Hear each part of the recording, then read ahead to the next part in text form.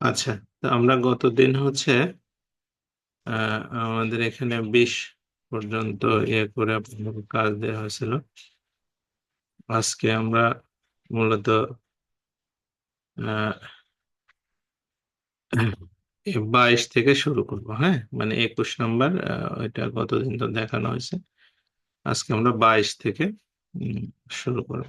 হুম, তো 22 থেকে প্রথমে এখানে বলছে যে 72-এর ভাজক কয়টা।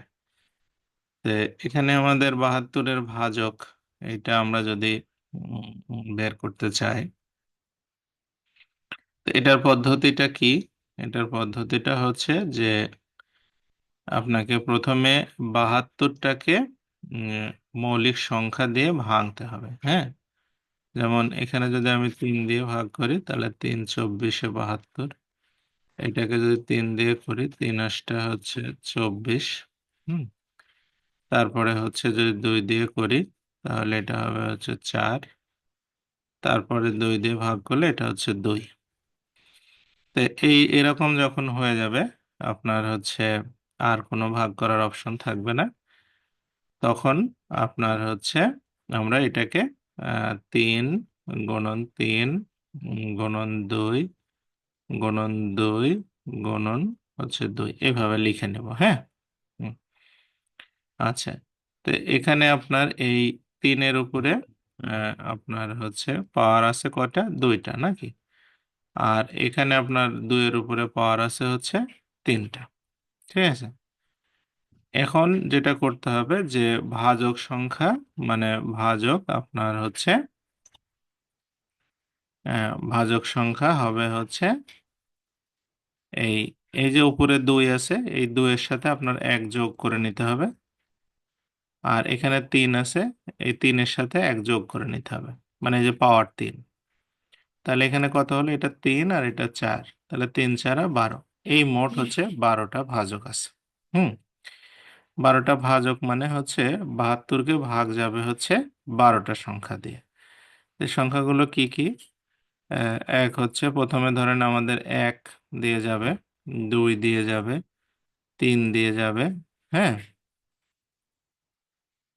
আহ, না মানে এই মৌলিক সংখ্যা পর্যন্ত আসলেই হবে, আর ভাগ করার দরকার নাই।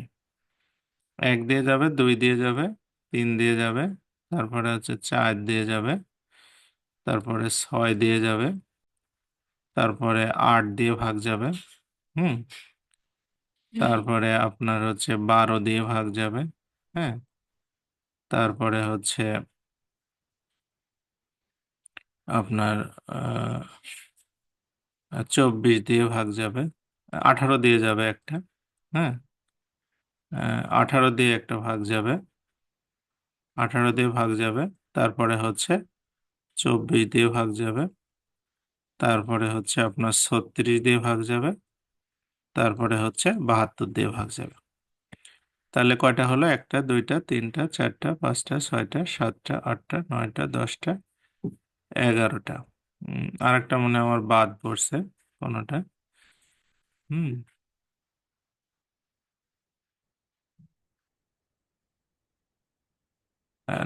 9টা বাদ পড়ছে। হ্যাঁ, রাইট। এখানে একটা, মাঝখানে একটা হবে 9। এই এই হচ্ছে আপনার 12টা হচ্ছে ভাজক। হ্যাঁ, এখন পরীক্ষায় মূলত এখানে ভাজক মানে কয়টা এটাই লিখতে বলে। অনেক সময় আবার হচ্ছে আপনার বলে যে ভাজক কি কি সেটা লেখেন, এরকমও থাকে। ঠিক আছে, তো আপনার যেটা মানে ইয়ে হয় সে অনুসারে লিখতে হবে। ঠিক আছে, আচ্ছা এরপরটাতে যাই। বলছে যে পরপর 10টি সংখ্যার প্রথম 5টির যোগফল 560 হলে শেষ 5টির যোগফল কত? তো এইগুলো ক্ষেত্রে আপনাকে মানে একটা বিষয় দেখেন, পরপর সংখ্যা মানে প্রথমটা যদি 1 হয়, পরেরটা 2, তারপরটা 3, এরকম মানে পরপর সংখ্যা। তার মানে প্রথমটার থেকে পরেরটা হচ্ছে 1 বেশি হবে। ঠিক আছে, তো ধরেন আমি যদি প্রথম সংখ্যাটাকে মনে করি এক্স, তাহলে তারপরের সংখ্যাটা হবে হচ্ছে x+1, তাই না?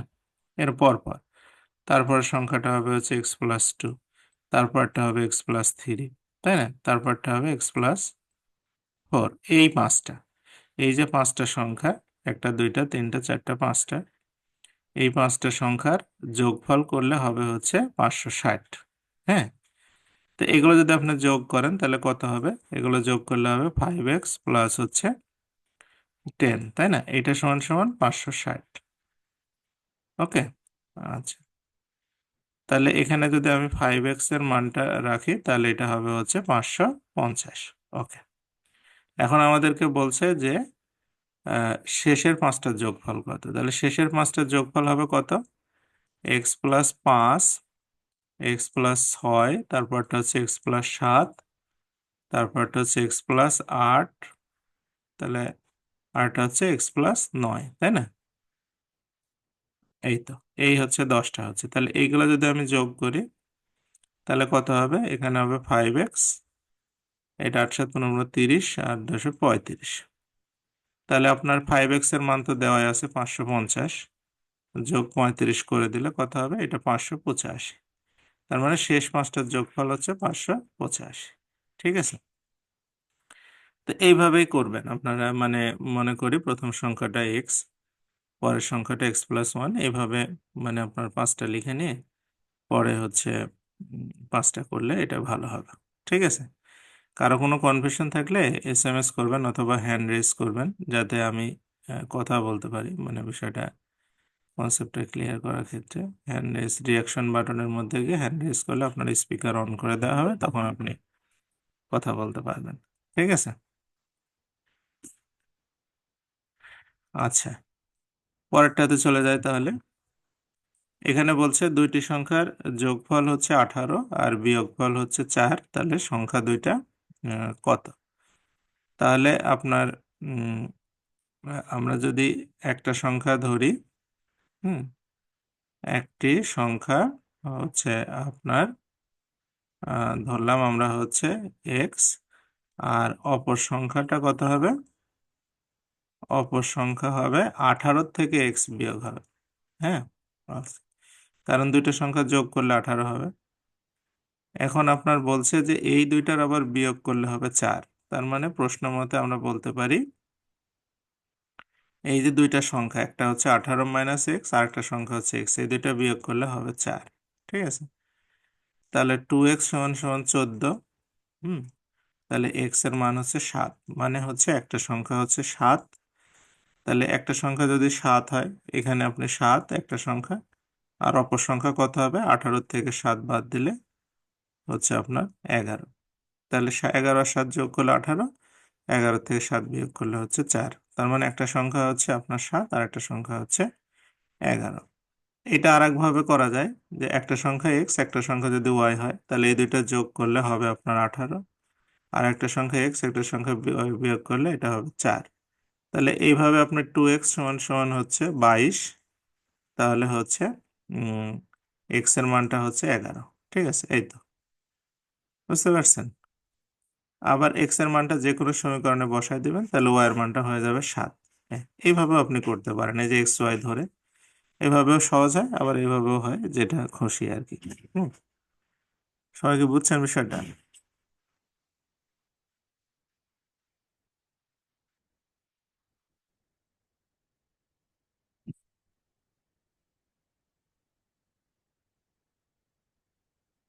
হ্যাঁ হৃদয়, আপনি এই আনমিউট করেন, আনমিউট করে কথা বলেন।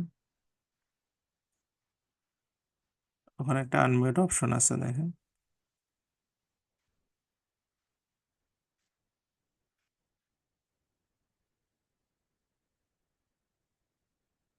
আনমিউটে ক্লিক করলে,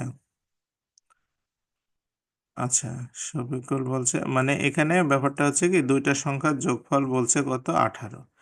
তাহলে আপনি একটা সংখ্যা ধরেন এক্স একটা ধরেন ওয়াই, এইভাবে করেন তাহলে সুবিধা হবে। এই দুইটা যোগ করলে হবে 18, আর এই দুইটা বিয়োগ করলে হবে হচ্ছে কত? 4। এখন এই দুইটা সমীকরণ আপনি যোগ করেন, তাহলে দুইটা সমীকরণ যোগ করলে কি হবে? এটা এটা কাটা যাবে, তাই না? তাহলে 2x সমান সমান 18 আর 4 22, তাহলে এক্স এর মান 2 দিয়ে ভাগ করলে 11। এখন এক্স এর মান 11 হলে 11 প্লাস ওয়াই সমান সমান 18, তার মানে ওয়াই এর মানটা 18 থেকে আপনার 11 বাদ দিলে কত হবে? 7 হবে। হুম, এই তো, তাহলে একটা সংখ্যা হচ্ছে আপনার 11 আর একটা সংখ্যা 7। এই আচ্ছা, আমরা পরেরটাতে যাই।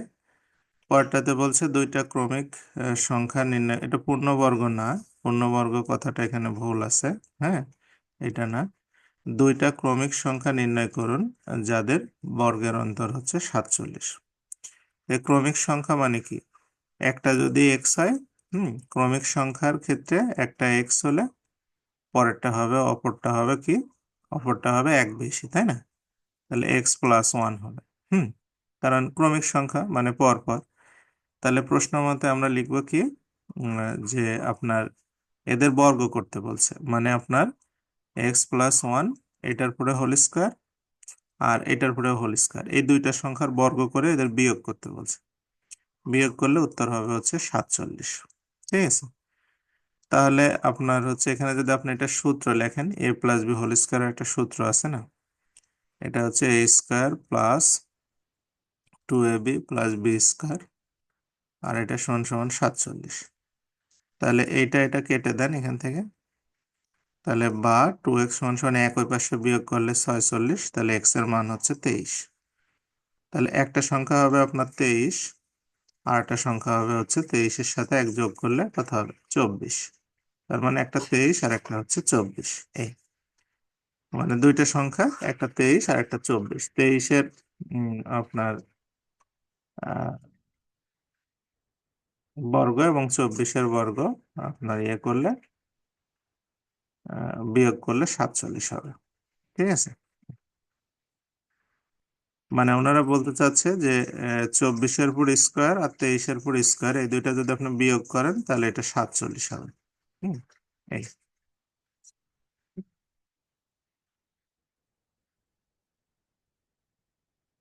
পূর্ণবর্গ লেখাটা বাদ যাবে, এটা আমার ভুল টাইপিং হয়ে গেছে। পূর্ণবর্গ না এটা, হ্যাঁ পূর্ণবর্গ হলে তো 23-এ পূর্ণবর্গ না, 24-এ পূর্ণবর্গ না। আচ্ছা, এরপরে এই প্রশ্নটা পরীক্ষায় খুব রিপিট হয়। বলছে একটি সংখ্যা 560 থেকে যত কম 380 থেকে তার 3.5 গুণ বেশি, সংখ্যাটি কত? তাহলে আমরা এখানে সংখ্যাটা ধরি। হ্যাঁ, সংখ্যাটি হচ্ছে সংখ্যাটা হচ্ছে এক্স। তাহলে আমরা প্রশ্ন মতে এখানে ওনারা বলছে কি, আমাদের এই সাজানোটা একটু ভালো করে বুঝতে হবে। বলছে যে এই যে সংখ্যাটা আমি ধরলাম, এটা 560 থেকে যত কম, তাহলে 560-এর থেকে এটা কম, তার মানে এটা বিয়োগ করলে পাওয়া যাবে, 560 থেকে বিয়োগ করলে কমটা পাওয়া গেল। আর 380 থেকে বেশি, হ্যাঁ তার মানে এটার থেকে 380 বিয়োগ করলে বেশিটুকু পাওয়া গেল। তো এই বেশিটা হচ্ছে কমের কয় গুণ, 3.5 গুণ, মানে কমের সাথে 3.5 গুণ গুণ করতে হবে। ওনারা বলছে যে তার 3.5 গুণ কম, তাহলে কমের সাথে 3.5 গুণ গুণ করলে এটা সমান হয় না। ঠিক আছে, তাহলে আমরা এটা এখন হচ্ছে ইকুয়েশনটা মানে এখানে লিখব। তো এটা হচ্ছে আমরা যদি গুণ করি, তাহলে 560-কে যদি আমরা 3.5 দিয়ে গুণ করলে হবে 1580, আর অর্ধেক হচ্ছে আপনার 280। তাহলে হচ্ছে 1580 আর 280 মিলে 1900, না 1580 না 1680, তার মানে 1960। এটা 1960 আর এটা হচ্ছে 3.5x, আর এটা হচ্ছে x-380। তাহলে এই 3.5 আর এটা মিলে 4.5 হবে। হুম এক্স গুলো এক পাশে করলে, আর 1960 আর 380 যোগ করতে হবে, তাহলে এটা হবে হচ্ছে আপনার 2300, 19/3 2200, তাহলে 2340। তাহলে এই 2340-কে আপনি ভাগ করে দেন 4.5 দিয়ে। হ্যাঁ, তাহলে 4.5 দিয়ে ভাগ করলে আমরা হচ্ছে এটা পেয়ে যাবো। 520 হবে উত্তর। হ্যাঁ, 520। অর্থাৎ হচ্ছে দেখেন, 520-এর থেকে 560-এর পার্থক্য হচ্ছে 40, আর 520 থেকে 380-র পার্থক্য হচ্ছে কত, 140। তার মানে 3.5 গুণ হচ্ছে। তাহলে আমাদের সংখ্যাটা হবে হচ্ছে 520। সবাই কি বুঝতে পারছেন বিষয়টা কি? না বুঝতে পারলে জিজ্ঞেস করতে হবে, এইটা আসে পরীক্ষায়।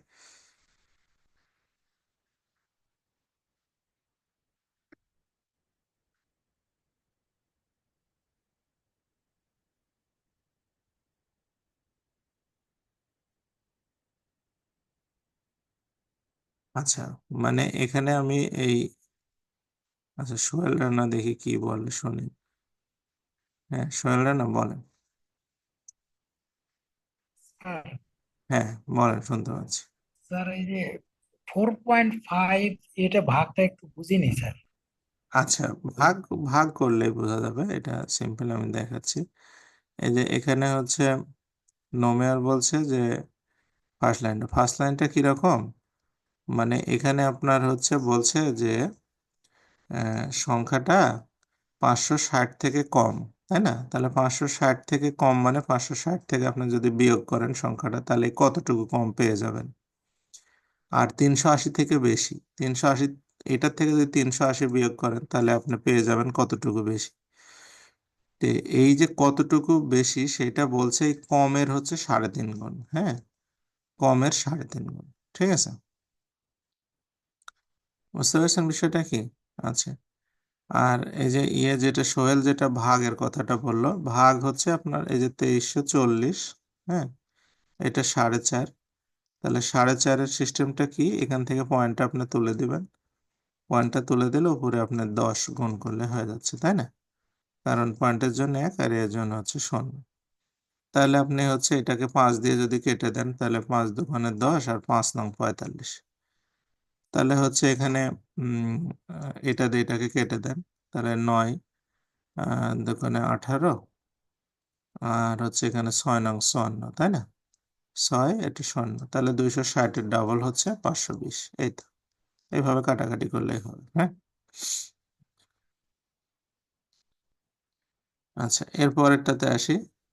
বলছে 3টি ক্রমিক বিজোড় সংখ্যার যোগফল 57 হলে মধ্যম সংখ্যাটা কত? আচ্ছা, তো 3টি ক্রমিক বিজোড় সংখ্যা, মানে বিজোড় সংখ্যা কিন্তু 2 ঘর পর পর হয়। ক্রমিক সংখ্যা মানে আপনার একটার পর একটা, তাহলে ধরেন আহ, মনে করি সংখ্যা তিনটা হচ্ছে, মনে করি হুম সংখ্যা তিনটা আপনার হচ্ছে, তিনটি সংখ্যা তিনটা, একটা হচ্ছে এক্স, একটা হচ্ছে x+2, আর একটা হচ্ছে কি x+4, কারণ 2 ঘর পর পর হবে। বিজোড় সংখ্যা 2 ঘর পর পর হয়, জোড় সংখ্যা 2 ঘর পর পর হয়। তাহলে আপনার এক্স আর x+2 আর একটা হচ্ছে কি x+4, এই তিনটা যদি আপনি যোগ করেন তাহলে হবে হচ্ছে 57, হ্যাঁ। তাহলে এখানে আপনার 3x হলো, 3x থেকে এই 4 আর 2 6 বাদ দিলে 51, হ্যাঁ। তাহলে x এর মান হচ্ছে 17, তাই না? তো এখন তাহলে সংখ্যা তিনটা কত, একটা হচ্ছে 17, একটা হচ্ছে 19, আর একটা হচ্ছে কত, আহ আপনার 21। এই তো, তার বলছে মাঝখানের সংখ্যাটা কত, মাঝখানের সংখ্যা এটা, হ্যাঁ।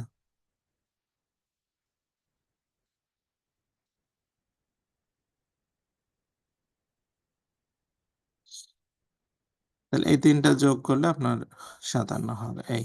হুম, আচ্ছা, এর পরেরটাতে যাই। বলছে পরপর 5টা সংখ্যার যোগফল যদি 555 হয় সবচেয়ে বড়টা কত?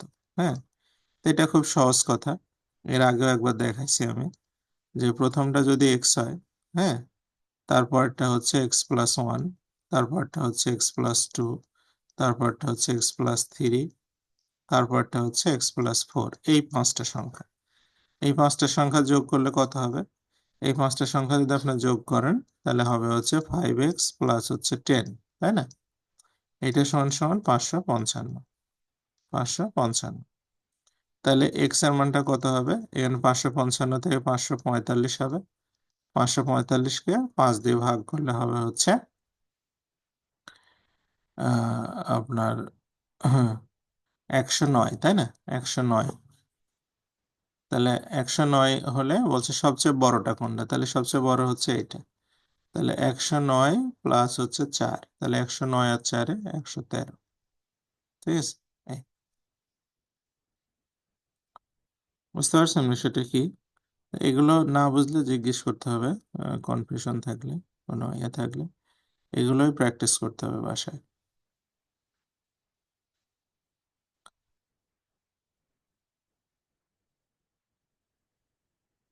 আমাদের গ্রুপে কিন্তু মেম্বার ছিল আপনার 55 জনের মতো, না 50 জনের মতো। কালকে আমি যখন বলছি যে বিষয়গুলো খুব মানে অনেক সময় লাগবে, পড়াশোনা অনেক টাফ হবে, অনেকেই বাদ হয়ে গেছে গ্রুপ থেকে, দেখছেন? তো এটা হচ্ছে রিয়ালিটি, বুঝতে পারছেন? আমাদের জব মার্কেটের নেচারটা এরকম। যখনই ভালো কিছু আমরা চিন্তা করতে চাইবো, কোনো একটা পরামর্শ যখন আসবে, তখন আর কেউ হচ্ছে পড়াশোনার সাথে থাকতে চায় না। এরা ভাবে যে আপনার ওই হয়তো মানে প্রশ্ন আসবে যে 2 থেকে 20 পর্যন্ত মৌলিক সংখ্যা কয়টা, এরকম প্রশ্নই হয়তো আসবে। কিন্তু আসলে বাস্তবতা সেটা না। এটা আসে, অনেক পরীক্ষায় আসে, কিন্তু আপনার এমন কিছু বিষয় চাকরি পাওয়ার জন্য এটাই না আপনার। তো যাই হোক, হার্ড পরিশ্রম করা ছাড়া তো সম্ভব না। তো অনেকেই হার্ড পরিশ্রম করতে রাজি না। যাক, আমরা এটাতে আসি। বলছে যে 5টি ক্রমিক বিজোড় সংখ্যার গড় হচ্ছে 61, বৃহত্তম আর ক্ষুদ্রতম সংখ্যার পার্থক্য কত? আচ্ছা, এখানে আপনার উম, বিজোড় সংখ্যা 5টা। তাহলে ধরেন প্রথমটা যদি এক্স হয়, তারপরটা হবে x+2, কিন্তু হ্যাঁ 2 করে বাড়বে। তারপরটা হবে কিন্তু x+4, তারপরটা হবে কিন্তু x+6, তারপরটা হবে কিন্তু x+8। এই হচ্ছে 5টা। এই 5টা সংখ্যার আপনার কি করতে হবে? গড় করতে হবে। গড় মানে কি? গড় মানে এগুলো সব যোগ করতে হবে। যোগ করে আপনাকে কি করতে হবে? এইটাকে ভাগ করতে হবে। কয় দিয়ে ভাগ করবেন? 5 দিয়ে। 5টা সংখ্যা, এটা গড় হবে হচ্ছে 61। হুম। আচ্ছা, তো এখানে হচ্ছে আপনার বা, তাহলে এখানে আপনার কয়টা এক্স হচ্ছে? 5টা, তাহলে 5x। আর 6 6 12 আর 8 20। হ্যাঁ, আর এটা 305। হ্যাঁ, 305। তাহলে এক্স এর মানটা হবে, এটা হবে 285। 285 5 দিয়ে ভাগ হবে। তাহলে এক্স এর মানটা কত হচ্ছে?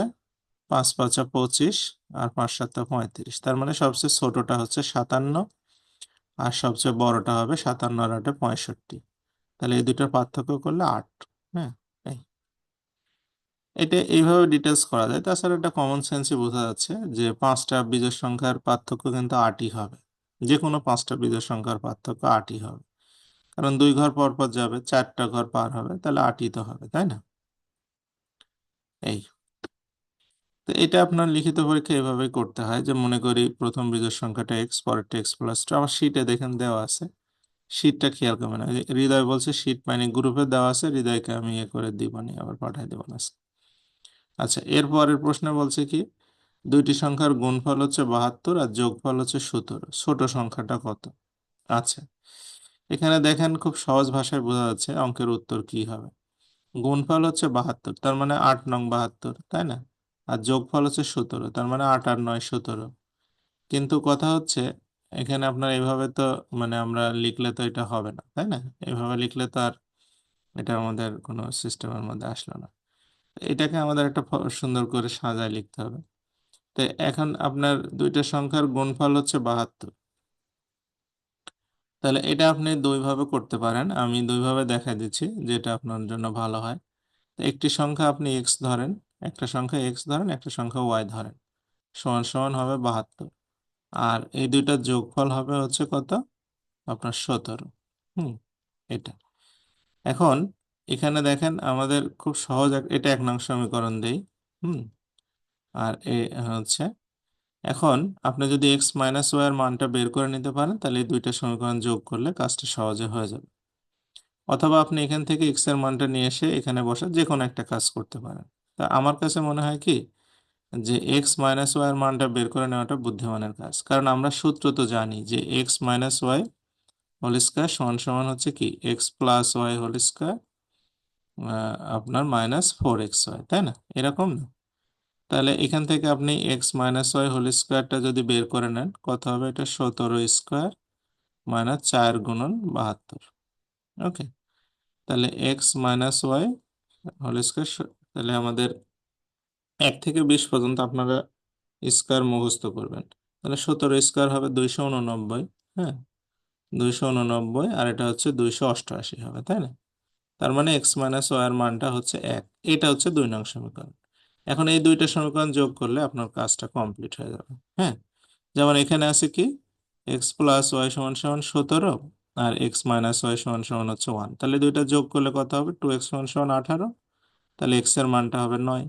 আর এক্স এর মান 9 হলে ওয়াই এর মান হবে কত? 8। যে কোনো সমীকরণে বসালে পেয়ে যাবে, যে কোনোটাতে। তো এটাই হচ্ছে বুদ্ধিমানের কাজ, বুঝতে পারছেন?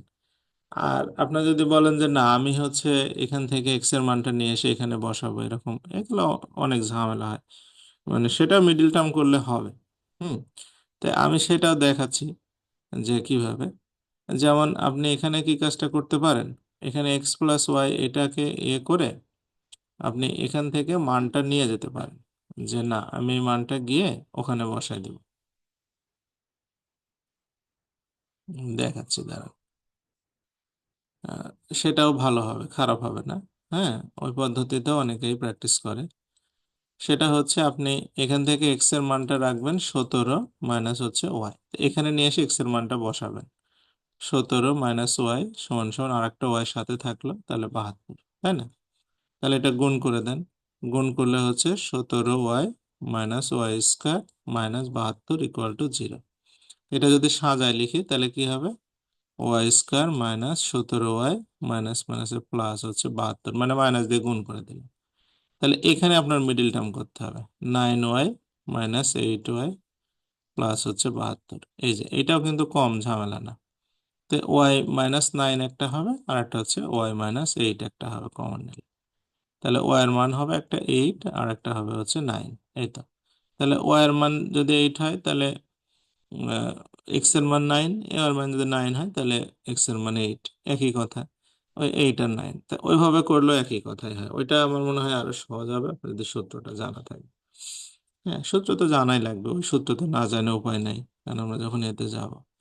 আচ্ছা, এরপরে আমাদের দুই অঙ্ক বিশিষ্ট সংখ্যার কথায় চলে আসি। দুই অঙ্ক বিশিষ্ট সংখ্যা, এগুলো কিছু প্রশ্ন থাকে। এখানে আপনাকে আগে বেসিকটা ভালো করে বুঝতে হবে। বেসিকটা মানে ধরেন এখানে একটা সংখ্যা আছে 56, তাই না? আমি এটা, এখানে আপনাকে সব সময় মনে রাখতে হবে যে যেটা দশক স্থানীয় অঙ্ক মানে এইটা, এটার সাথে সবসময় 10 গুণ থাকবে। ঠিক আছে? 5×50, আর এইটা একক স্থানে, এটার সাথে সবসময় 1 গুণ থাকবে। হ্যাঁ। আচ্ছা, এখন যদি আপনি মনে করেন যে এই সংখ্যাটাকে যদি আপনি এক্স ধরেন, এই সংখ্যাটাকে যদি আপনি ওয়াই ধরেন, তাহলে ব্যাপারটা কিরম হবে? এক্স আর ওয়াই ধরেন, তাহলে দেখবেন যে দশক স্থানীয় যেটা, অর্থাৎ এর সাথে কিন্তু সবসময় কি হবে? আপনার 10 গুণ থাকবে। আর একক স্থানীয় যেটা, এটার সাথে সবসময় 1 গুণ থাকবে। তালিকা হচ্ছে সেই সংখ্যাটা তৈরি হয়, বুঝতে পারছেন? তো দশক স্থানীয় অঙ্ক যেটা, তার সাথে 10 গুণ থাকে, একক স্থানীয় অঙ্ক সেটা, সেটার সাথে 1 গুণ থাকে, এবং এই দুইটা যোগ করলে সংখ্যা পাওয়া যায়। হুম। এই বিষয়টা যদি আপনার কনফিউশন থাকে তাহলে এই অঙ্ক করে খুব একটা সুবিধা করা যায় না।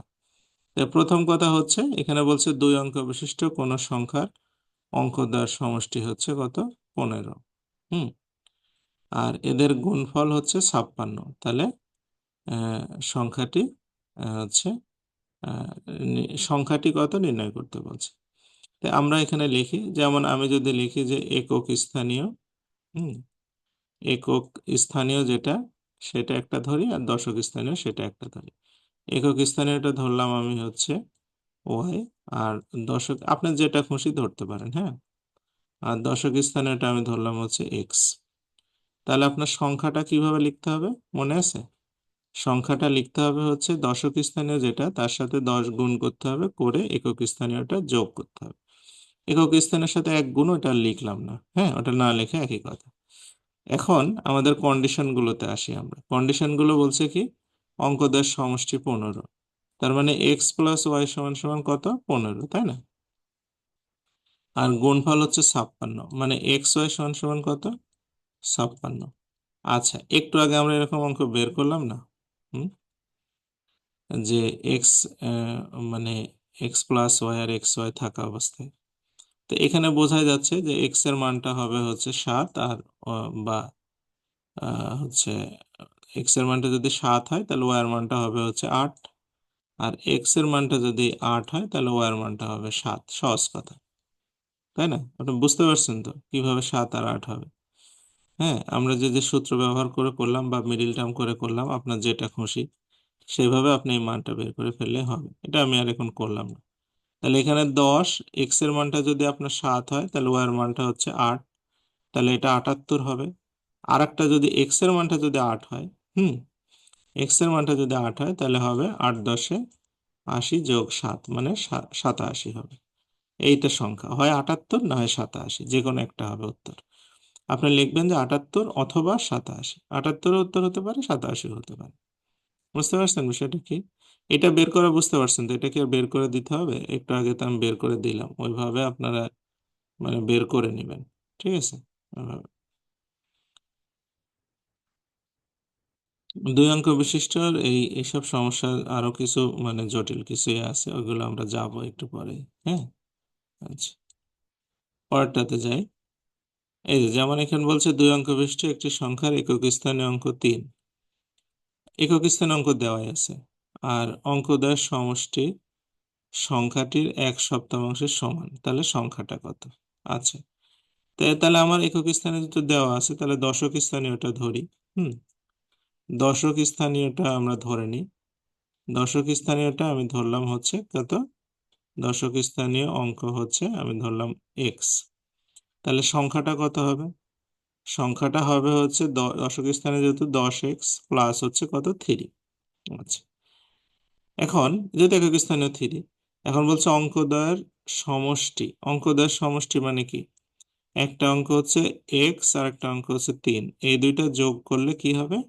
এই দুইটা যোগ করলে বলছে সংখ্যাটির 7/1 মানে 1/7, মানে সংখ্যাটা কত আমাদের? সংখ্যাটা এটা না, এইটার হচ্ছে 7/1 হবে। বুঝতে পারছেন? এটা 7/1। তাহলে আমরা এখান থেকে এটা যদি আমরা আর গুণ করি, তাহলে 7x plus 21 equal to 10x plus হচ্ছে 3। তাহলে 3x সমান সমান হচ্ছে 18, তার মানে x এর মানটা কত? 6। এক্স এর মানটা যদি 6 হয়, তাহলে এখানে সংখ্যাটাতে বসা দেন 10 × 6 প্লাস 3, তাহলে 6×10 = 63, তার মানে আমাদের উত্তর হচ্ছে 63। ঠিক আছে? এই সবাই কি বুঝতে পারছেন বিষয়টা কি? ঘটনাটা কি ঘটলো? কোনো কনফিউশন থাকলে জিজ্ঞেস করবেন, হ্যাঁ।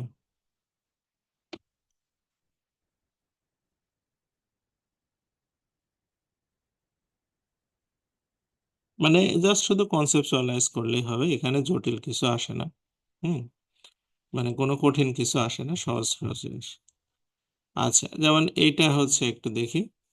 বলছে যে 2 অঙ্ক বিশিষ্ট একটি সংখ্যার এককের অঙ্ক দশকের অঙ্ক অপেক্ষা 3 বেশি। সংখ্যাটি অঙ্কদ্বয়ের সমষ্টির 3 গুণ অপেক্ষা 4 বেশি, তাহলে সংখ্যাটা কত? আচ্ছা, তো এখানে ওই একইভাবে আমরা একক আর দশকটা আগে নির্ধারণ করে নিই। হ্যাঁ, বলছে এককের অঙ্ক দশকের অঙ্ক অপেক্ষা 3 বেশি, তাহলে দশকেরটা আমি লিখলাম। হুম, দশকের অঙ্ক, দশকের অঙ্ক লিখলাম হচ্ছে এক্স। ঠিক আছে? তাহলে এককেরটা কত হবে? এককেরটা বলছে ওরা 3 বেশি হবে। হ্যাঁ, এককেরটা হবে এক্স প্লাস 3, 3 বেশি হবে।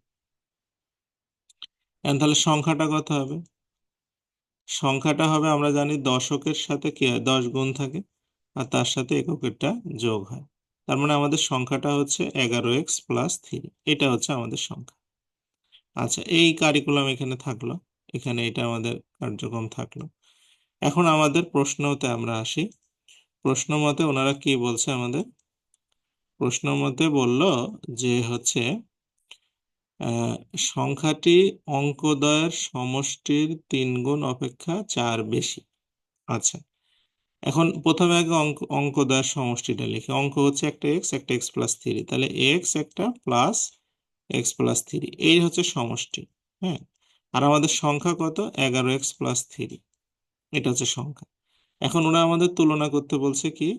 বলছে যে সংখ্যাটা, মানে যে সংখ্যাটা যেটা মানে এটা, এটা অঙ্কদ্বয়ের সমষ্টির 3 গুণ করতে হবে, এটার সাথে 3 গুণ অপেক্ষা আরো 4 বেশি, তার মানে এর সাথে আরো 4 যোগ করলে গিয়ে এর সমান হয়। বুঝতে পারছেন বিষয়টা কি? মানে প্রথমে সমষ্টি করতে হবে, তার সাথে 3 গুণ করতে হবে, করে তার সাথে 4 যোগ করলে সংখ্যাটা সমান হয়। তাহলে এখান থেকে আমরা হচ্ছে বলতে পারি, এটা যদি আপনি গুণ করেন তাহলে এটা 2x মানে 3×2 = 6x, আর 3×3 = 9, প্লাস হচ্ছে এটা 4, এটা হচ্ছে 11x+3, তাই না? তাহলে 6x থেকে 11x বাদ দিলে কত থাকে? এটা হচ্ছে 5x, আর 13 থেকে 3 বাদ দিলে হচ্ছে 10। তার মানে এক্স এর মান হচ্ছে 2। তো এখন এক্স এর মান যদি আপনি এখানে বসান তাহলে আমাদের উত্তর হয়ে যাচ্ছে, তাই না? তাহলে 11 গুণন হচ্ছে 2 প্লাস হচ্ছে 3, তাহলে 11 দোকানে 22 আর 2 25। এই তো, তাহলে আমাদের সংখ্যাটা হচ্ছে 25। বুঝতে পারছেন? এরকম ওরা যে যে অ্যাঙ্গেলে আমাদের সাথে কথা বলুক না কেন, সেটা আমরা এখানে ধরতে পারবো। ওকে, বুঝছেন বিষয়টা কি? মানে কোনো কনফিউশন থাকলে বলতে পারেন।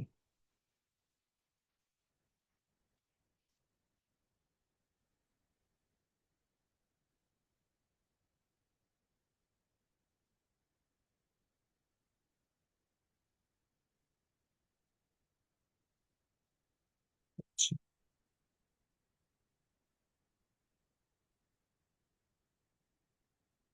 তার আমাদের সব কথা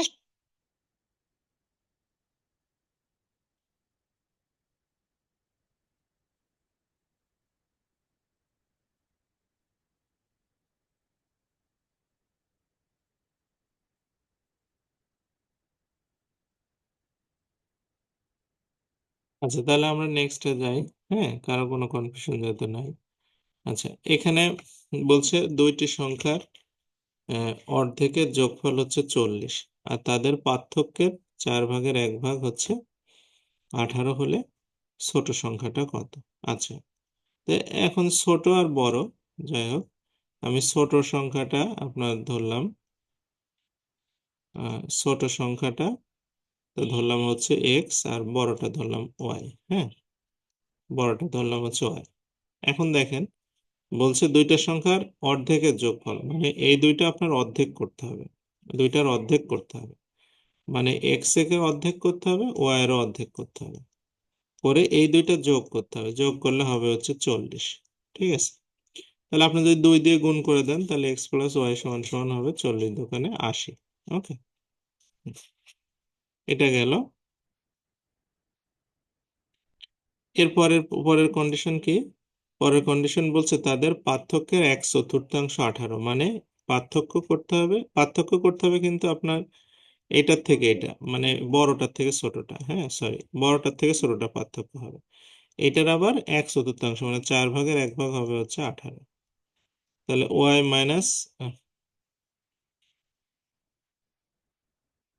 মাইনাস এক্স আর 18 72। ঠিক আছে, এটা হচ্ছে 2 নং সমীকরণ।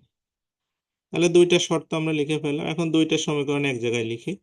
একটা হচ্ছে এক্স প্লাস ওয়াই সমান সমান 80, আর ওয়াই মাইনাস এক্স সমান সমান হচ্ছে 72। তাহলে এ এক্স এক্স কাটা দুইটা যোগ করে দেন।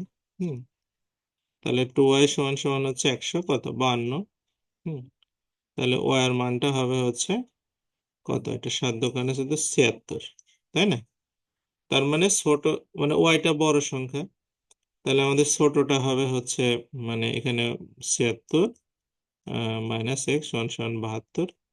তার মানে এক্স এর মানটা হচ্ছে 4, তার মানে ছোটটা হচ্ছে 4 আর বড়টা হচ্ছে 76। ঠিক আছে,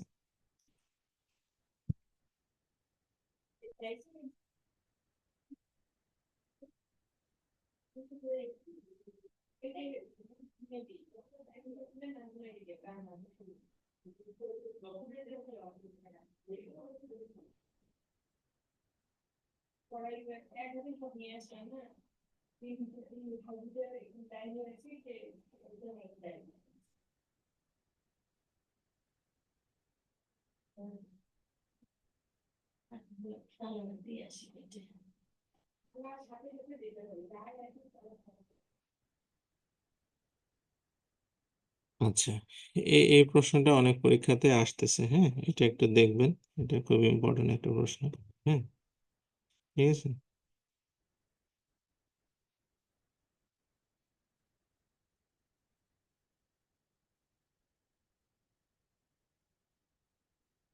আচ্ছা, এরপরটাতে চলে যায়। পরেরটা বলছে যে 2 অঙ্ক বিশিষ্ট একটি সংখ্যার অঙ্কদ্বয়ের সমষ্টি হচ্ছে 9। অঙ্ক দুটি স্থান বিনিময় করলে যে সংখ্যা পাওয়া যায় তা প্রদত্ত সংখ্যা হতে 45 কম, তাহলে সংখ্যাটা কত? আচ্ছা, তো এখানেও আমরা ওই যে একক আর দশক ধরে নেব। ধরেন আমি যদি প্রথমে আহ দশক স্থানীয় আর একটা হচ্ছে একক স্থানীয়। হ্যাঁ, তাহলে একক স্থানে এটা আমি ধরলাম ওয়াই, আর দশক স্থানে এটা ধরলাম হচ্ছে এক্স। তাহলে সংখ্যাটা কত হবে? সংখ্যাটা সহজ কথা, ওই যে 10x প্লাস হচ্ছে ওয়াই। ওকে, এখন এখানে আপনার হচ্ছে প্রথমে দেখেন ওনারা কি বলছে, অঙ্কদের সমষ্টি হচ্ছে 9, তার মানে এক্স আর ওয়াই যদি আপনি যোগ করেন তাহলে হবে কত? 9 হবে। এটা এটা 1 নং সমীকরণ গেল। হ্যাঁ, বলছে অঙ্ক দুটো স্থান বিনিময় করলে যে সংখ্যা পাওয়া যাবে। তাহলে যে সংখ্যা পাওয়া যাবে মানে কি, এখানে স্থান বিনিময় করলে এক্স এর জায়গায় ওয়াই যাবে, ওয়াই এর জায়গাতে এক্স আসবে, তাই না? তাহলে হচ্ছে এখানে আপনার পাওয়া যাবে হচ্ছে 10y প্লাস এক্স, এই সংখ্যাটা পাওয়া যাবে। ঠিক আছে, এই সংখ্যাটা পাওয়া যাবে। এখন বলছে এই সংখ্যাটা প্রদত্ত সংখ্যার থেকে 45 কম। মানে এই যে সংখ্যাটা আছে, এই সংখ্যাটা প্রদত্ত সংখ্যা কত আমাদের? প্রদত্ত সংখ্যা হচ্ছে এইটা, তাই না? এইটার থেকে 45 বিয়োগ করলে ওটা সমান হয়ে যাবে। ঠিক আছে, বুঝতে পারছেন বিষয়টা কি সবাই? হুম,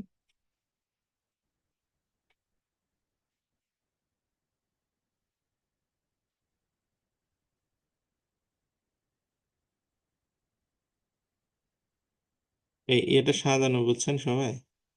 যদি কোনো মানে কনফিউশন থাকে এগুলো কিন্তু এখন ঠিক করে নিতে হবে, পরে আপনি পারবেন না বাসায় গিয়ে আর।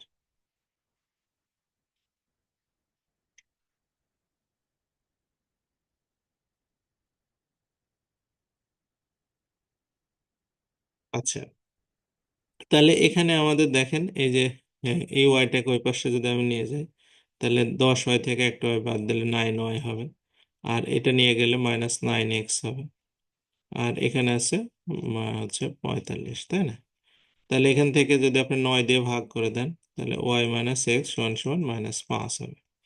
আচ্ছা, এটা হচ্ছে 2 নং সমীকরণ।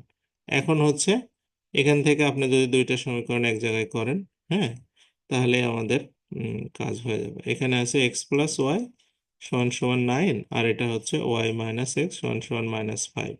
এই দুটো যদি যোগ করেন তাহলে এক্স এক্স কাটা, তো 2y সমান সমান হচ্ছে কত? 4। এক্স এর মান হচ্ছে, সরি, ওয়াই এর মান হচ্ছে 2। তাহলে ওয়াই এর মান যদি 2 হয়, তাহলে এখানে বসাই দিলে এক্স এর মান 7 পাওয়া যাচ্ছে। এখন বলছে সংখ্যাটা কত, তাহলে 10 গুণন হচ্ছে আপনার 7 প্লাস হচ্ছে 2, তাহলে 7×10 = 70, 70 হচ্ছে উত্তর হবে 72। ঠিক আছে, এই তো।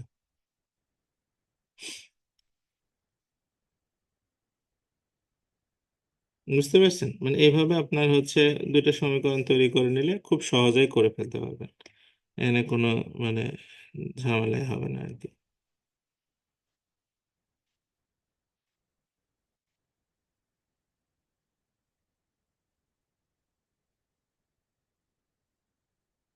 আচ্ছা, তো এই 2 অঙ্ক বিশিষ্ট যে প্রবলেমগুলো সেগুলো হচ্ছে আপনার এইভাবেই সমাধান করতে হবে।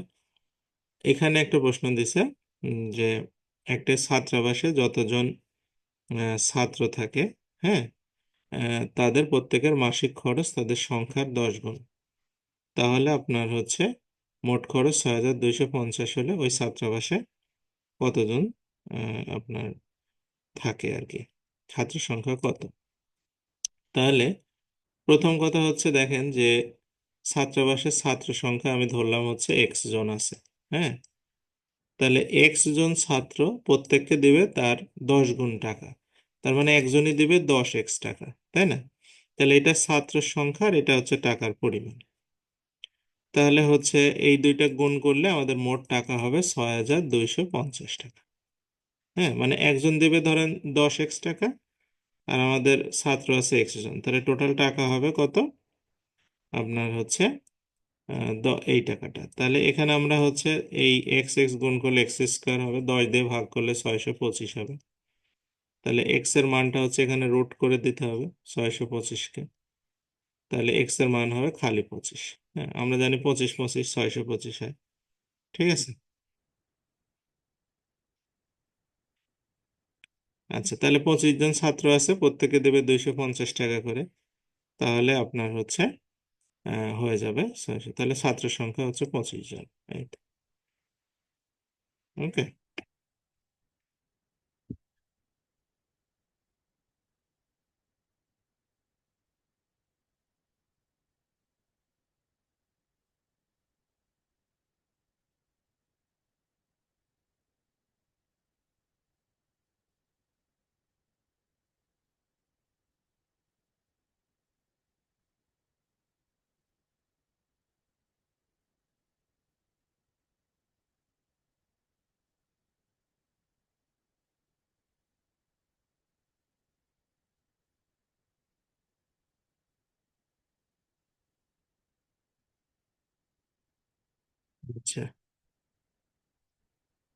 এরপরেরটাতে যায় তাহলে। হ্যাঁ, পরেরটাতে কি বললো যে এক সেনাপতি 63,009 জন সৈন্য নিয়ে বর্গ আকারে সাজাতে গিয়ে দেখলেন 8 জন সৈন্য বেশি আছে। তাহলে প্রত্যেক সারিতে কতজন সৈন্য ছিল? হ্যাঁ, মানে বর্গাকারে সাজাবে। বর্গাকারে সাজানো মানে কি, আপনার ধরেন প্রত্যেকটা সারিতে সমান সমান থাকবে। হ্যাঁ, মানে এ ধরেন এদিকেও যতজন, এদিকেও একশো জন থাকলে এদিকেও একশো জন থাকবে। বুঝতে পারছেন বিষয়টা কি? হ্যাঁ, তার মানে বর্গাকার হবে তখন চারিদিকে। তাহলে প্রত্যেক সারিতে আমি থাকবে ধরে নিলাম এক্স জন। তাহলে এই দিকেও এক্স জন, এইদিকেও এক্স জন, মানে ধরেন এইদিকেও যদি 10 জন থাকে এই লাইনেও 10 জন থাকবে, এভাবে সাজাবে। 10 10 100 জন এরকম ভাবে। বুঝতে পারছেন? তার মানে আমাদের হচ্ছে প্রশ্ন মতে তাহলে লিখতে হবে হচ্ছে যে এক্স স্কোয়ার সমান সমান, এখানে হচ্ছে 63,000 আমাদের কতজন, 63,009 জন, তাই না? 63,009 জন। এখান থেকে কিন্তু আপনার 8 জন বেশি হয়ে গেছে, তাহলে 8 জনকে বাদ দিয়ে দিই। তাহলে আমরা বলতে পারি এক্স স্কোয়ার সমান সমান 63,000 আপনার কত হবে, 1 জন। তাহলে এক্স এর মানটা, এটা 63,000, এইটা 1কে আমাদের রুট করতে হবে। আচ্ছা, তো এইটা করবেন কিভাবে? এই রুট মানে বের করার উপায়টা কি? এটার হচ্ছে মানে সহজ উপায়টা হচ্ছে আপনার ধরেন উম, বর্গমূলের যে ক্লাস 7-এর আমরা শিখছিলাম এইটা শেখা। অনেকে আছে আবার বিভিন্ন আপনার ওই বুয়েট ডুয়েট রুয়েট সিস্টেম আছে, যাই হোক, ওগুলো আমরা পারি না, ওগুলো আমরা বুঝিও না। হুম, মুত্তাবেন পাওয়ালবিনা ফুত্তাবেন কি একটা লোক আছে, তো উনি ওই যে কিভাবে এটার সাথে এটা ধরতে হয়, এটার সাথে এটা ধরতে হয়, এরকম কিছু কিছু বিষয় আছে। হুম, তো সেরকম ভাবে আপনার মানে করার নিয়ম উনি শেখায়। তো যাই হোক, এটা আমরা শিখাবো, কিন্তু বিষয়টা হচ্ছে আপনাকে আগে বেসিকটা একটু বুঝতে হবে। তো বেসিকটা আমি জাস্ট একটু হচ্ছে উম, মানে আহ, আপনাদের দেখাই। আমরা ক্লাস 7-এ শিখছিলাম, এখনো 7-এর বইয়ে আছে বর্গমূল কিভাবে বের করতে হয়। তাহলে বর্গমূল বের করার সময় আপনাকে এরকম ভাবে প্রথমে লিখতে হবে। লেখার পরে এই এখানে একটা দাগ টানতে হবে, এদিক থেকে জোড়া বাঁধতে হবে, একটা দুইটা, এখানে না থাকলে একটার পরে জোড়া। আচ্ছা, তা প্রথম যে কাজটা হবে সেটা হচ্ছে যে এখানে আপনার এই যে 6 আছে না, প্রথমে 6কে নিয়ে আমরা কাজ করব। তো ধরেন এখানে এমন একটা সংখ্যা লিখব যেটার বর্গ করলে 6-এর থেকে কম হবে বা 6-এর সমান হবে। তো আমি ধরেন এখানে যদি আমি 3 লিখি তাহলে বর্গ করলে 9 হয়ে যাচ্ছে, সুতরাং আমি এখানে লিখবো হচ্ছে 2। তাহলে 2 দোকান এটা হলো 4, বর্গ করে এখানে লিখবো। ঠিক আছে, লেখার পরে এখান থেকে বিয়োগ করে 2 নামাবো। এই যে 30, এইটা এখন আমরা নামাবো। ঠিক আছে। আচ্ছা, মানে হচ্ছে আপনার আহ, এখন এখন হচ্ছে কি করতে হবে এখানে, এখানে হচ্ছে আপনার এই 2-এর একটা আমরা ডাবল নিব। হ্যাঁ, 2-এর ডাবল এই পাশে বসাবো। 2-এর ডাবল এই পাশে বসালে, এই পাশে বসালে কত হবে, এটা 4 হবে।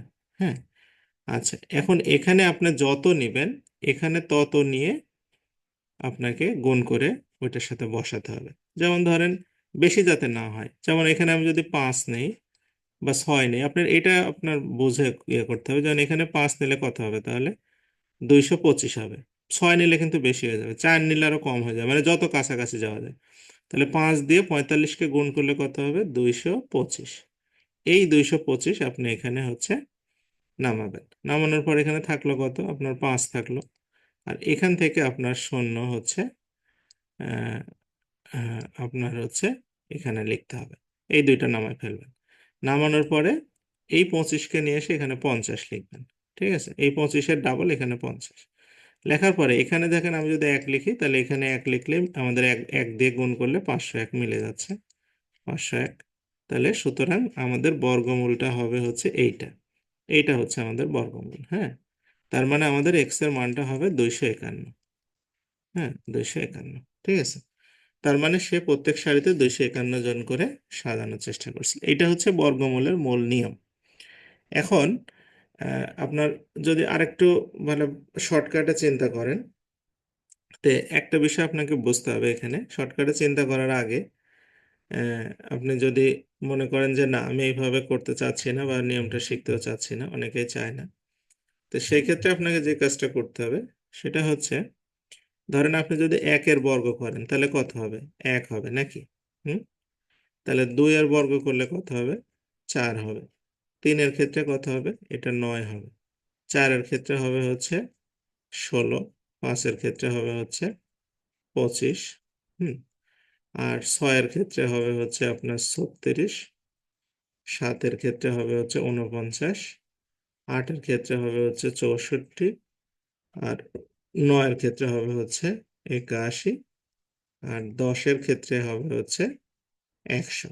আচ্ছা, এখান থেকে একটা প্যাটার্ন আপনি বুঝতে পারবেন। প্যাটার্নটা হচ্ছে দেখেন যে আপনার বর্গ করার পরে, হ্যাঁ, হয় শেষে এক থাকবে, না হয় চার থাকবে, না হয় ছয় থাকবে, না হয় পাঁচ থাকবে, না হয় নয় থাকবে, আর না হয় শূন্য থাকবে। তার মানে কি কি থাকতে পারে? শেষে থাকবে হচ্ছে আপনার শূন্য, এক, চার, পাঁচ, ছয়, আর হচ্ছে নয়। এর বাইরে কোনো কিছু থাকবে না।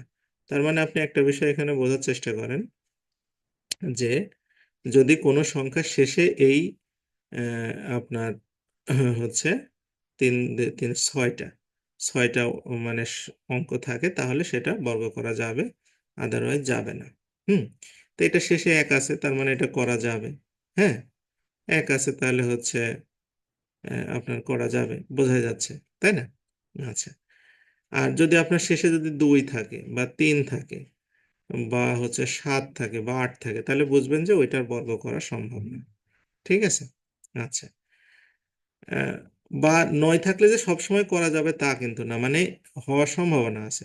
সব সময় নয় থাকলে, যেমন 19, 19-এর শেষে তো নয় আছে, তার মানে কি এটা বর্গ হবে? হবে না। মানে ব্যাপারটা হচ্ছে এরকম হতে পারে। তাহলে আপনাকে এখানে একটা, যদি আপনি অ্যাজাম্পশন করেন যে আমাদের 63,001 আছে, তাহলে আমরা জানি 25, 25, 625, মানে 62,500, মানে 250, 250 যদি আমরা গুণ করি তাহলে 62,500 হবে। ঠিক আছে। 25, 25, 625, তাহলে আপনি যদি 251 আর 251 একবার গুণ করে দেয়, কারণ এক শেষে আছে, তাহলে দুইটা গুণ করলে এক এক মিলতো। এটা গুণ করে আপনি যদি দেখেন এটা মিলে যাচ্ছে, তাহলে আপনি এটা লিখে দেবেন, এই দুইটা গুণ করে। হ্যাঁ, হ্যাঁ, তাহলে এটা লিখে দিলেন, আপনার আর বের করার দরকার হবে না। কিন্তু এইভাবেও প্রচুর সময় লাগবে। আপনি যদি ভুল করেন তাহলে আপনার যে টাইমটা চলে যাবে ওই টাইমটা আর ফেরত পাবেন না। আর বরঞ্চ ওই নিয়ম অনুসারে গেলে আপনার হচ্ছে কোনো সমস্যা হবে না। আচ্ছা, এই 46 নম্বর অঙ্কটা করেন বাসায়। এইটা দেখি। এখানে বলছে 9,220 জন সৈন্য থেকে কতজন সৈন্যকে সরিয়ে রাখলে এটা বর্গাকারে সাজানো যাবে। হ্যাঁ। তো এটাকে রুট করলে আপনার কতজন সরিয়ে রাখতে হবে, তো এটা আমরা ধরেন ওই পদ্ধতিতে করি। 9,220 নাকি? তো আমরা প্রথমে কি করব, এটার হচ্ছে দুইটা জোড়া বাঁধে নেব এখানে এভাবে। হ্যাঁ, জোড়া বাঁধলে এখানে আছে 91, মানে 92। তার মানে আপনার যদি 9 নেন তাহলে 9 নং 81, তাই না? তাহলে এখানে আপনার কত হবে? 9 নিতে হবে, তাই না? আচ্ছা, তাহলে এখানে 9 নিলে এটা হচ্ছে কত আমাদের? 81 হচ্ছে, 9 নং 81। 81 হওয়ার পরে এখানে থাকবে আর কত? 11 নাকি? 11 আর এই 20 নামাতে হবে। নামানোর পরে আপনার এই 9-এর ডাবল এখানে নিয়ে এসে লিখবেন 18। আচ্ছা, 18 লিখলেন। লেখার পরে আপনি দেখেন এখানে যদি এখানে লাস্টে আমাদের মিলাতে হবে, ধরেন মানে কাছাকাছি যাবে একটা। হ্যাঁ, তাই ধরেন আপনার যদি উম, এখানে 5 নিলে আমাদের 900 হচ্ছে, 6 নিলে বেশি হয়ে যাবে, মানে 1200 পার হয়ে যাবে। 6 নিলে আমাদের ধরেন 186, তাই না? 1200 না, 6 18 কত হয়? 6,460 আর 48, 108 না হবে। তো এখানে যদি আপনি 6 নেন, হ্যাঁ, তাহলে এখানে আপনি 6 নিলেন, এই 6 আর এটা গুণ করে এখানে বসাবেন, তাহলে 6 6 36, 6 হাতে থাকলো 3, 6 8 48 আর 3 51, হাতে থাকলো 5, 6 6 আর 5 11, তাহলে 1116 হলো। 1116 হলো, তাহলে বাকি থাকলো কত আমাদের? 4। এই যে 4 উদ্বৃত্ত বেঁচে গেল, এই 4 যদি আপনার এখানে না থাকতো তাহলে তো আপনার মিলে যেত, তাই না? বেশি যদি না থাকতো তাহলে আপনার মিলে যেত। তাহলে কতজন সৈন্যকে সরিয়ে রাখলে বর্গাকারে সাজানো যাবে? তাহলে উত্তর হবে 4 জন। হ্যাঁ, অর্থাৎ 4 জনকে আপনি যদি বাইরে রাখেন তাহলে এটা স্কোয়ার হয়ে যাবে। অর্থাৎ আপনি যদি 9216কে যদি আপনি এটা করেন তাহলে আপনার মিলে যাবে। হুম, বুঝতে পারছেন বিষয়টা কি? হ্যাঁ, তো এইভাবে বের করাটাই ভালো। আমরা ছোটবেলায় এভাবে শিখছিলাম, তারপরে আর নতুন কোনো কিছু শিখি নাই। আমাদের বোর্ড বইয়ের বাইরে আমরা তেমন কিছু শিখিনি। আচ্ছা, এটা আছে, দেখেন বলছে কোনো বাগানে 1024টা নারকেল গাছ আছে, দৈর্ঘ্য আর প্রস্থ উভয় দিকে সমান। তার মানে এটা বর্গ করতে হবে, তাহলে কতগুলো সারি আছে? আমি ধরলাম সারি আছে হচ্ছে এক্সটা, তাহলে দৈর্ঘ্য আর প্রস্থ যেহেতু উভয় দিকে সমান, তাহলে এক্স স্কোয়ার সমান সমান 1024টা নারকেল গাছ আছে। তাহলে এক্স এর মান এটা 1024কে আপনার রুট করতে হবে। এটা ওইভাবে করবেন, 1024কে এখানে যদি আপনি 3 নেন তাহলে 3 তিরিক্ষা এটা 9, তাহলে এখান থেকে 124 আসছে না?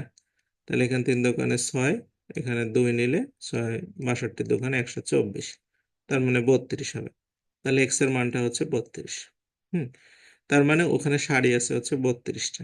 ওকে, আচ্ছা, আর একটা পদ্ধতি আছে বর্গ করার, অত জটিল পদ্ধতির মধ্যে যাওয়ার দরকার নেই, মাথা খারাপ হবে, এটাই করতে পারেন। যেমন এই প্রশ্নটা দেখেন, 56,728 জন শূন্য থেকে কতজনকে সরিয়ে রাখলে তাদের সাথে সরিয়ে রাখলে বা কতজনকে যোগ করলে বর্গাকারে সাজানো যাবে। বুঝতে পারছেন? মানে সরিয়ে রাখা বা যোগ করা, মানে কমও পড়তে পারে বেশিও হতে পারে। তো দেখি, তো এটা হচ্ছে আপনার 56,700 কত 28, তাই না? 56,728, এটা আমরা হচ্ছে এদিকে টানবো, একটা, দুইটা, এখানে তিনটা, তাহলে এখানে 2 নিব, 2 দোকানে এটা হবে কত 4, তাহলে 4 হলে এখান থেকে 1 নামলো, এখানে 67 নামলো। হুম, তাহলে এখানে আপনার 2 এর ডাবল কত হবে? 2 এর ডাবল নেব, এখানে হচ্ছে আবার আমরা 4 এখানে।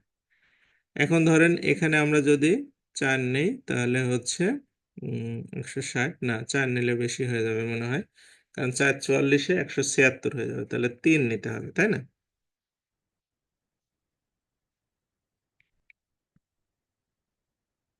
এখানে যদি আমরা 3 নেই, তো এখানেও 3 নিলাম, তাহলে 120 আর 9, তাহলে 129, 129, তাহলে আপনার 67 থেকে আপনার 167 থেকে 129 আগে বিয়োগ করতে হবে, তাহলে থাকলো কত? এখানে থাকলো 38, তাই না?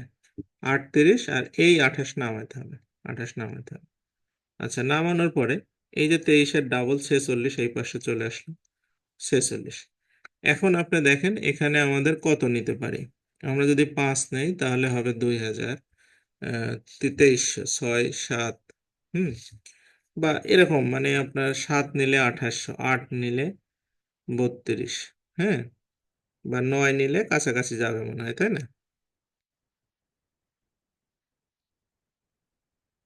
তাহলে আর 9 নিলে 36 বেশি হয়ে যাবে, 8ই নিতে হবে। তাহলে এখানে যদি আমরা 8 নেই, ধরেন এখানে যদি 8 নেই, তো এখানে 8 দিয়ে গুণ করব, 8 8 64, 4 হাতে থাকলে 6, 6 48 আর 6 54, 4 হাতে থাকলে আমাদের 3, না না 5, তাহলে 4 32 আর 5-এ 37, ঠিক আছে? তাহলে 3744 হচ্ছে। হুম, তাহলে আপনার এখানে থাকতেছে হচ্ছে 4, আর এখানে থাকে হচ্ছে 8, 84। এই যে 84 জন বেশি হলো, এই 84 জন বেশি হওয়ার কারণেই কিন্তু আমাদের বর্গটা হচ্ছে না। তো বলছে কতজনকে সরিয়ে রাখলে বা কতজন যোগ করতে হবে।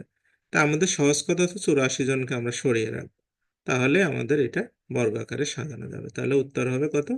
84 জন। ঠিক আছে, এই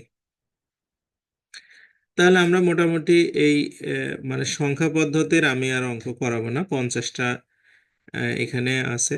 আর পাশাপাশি হচ্ছে আপনাদের যে শীট দেওয়া আছে, শীটে কিছু অনুশীলনী আছে, আপনারা অনুশীলনীগুলো একটু করবেন।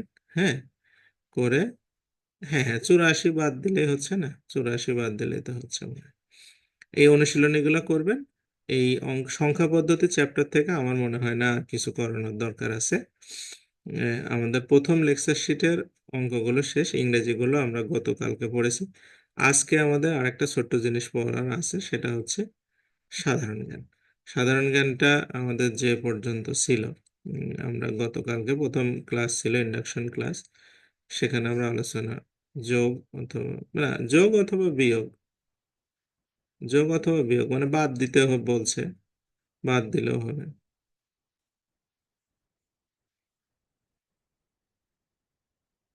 তো আমরা হচ্ছে প্রথমে আজকে সাধারণ জ্ঞানটা মূলত শুরু করব আমাদের একদম প্রথম থেকে।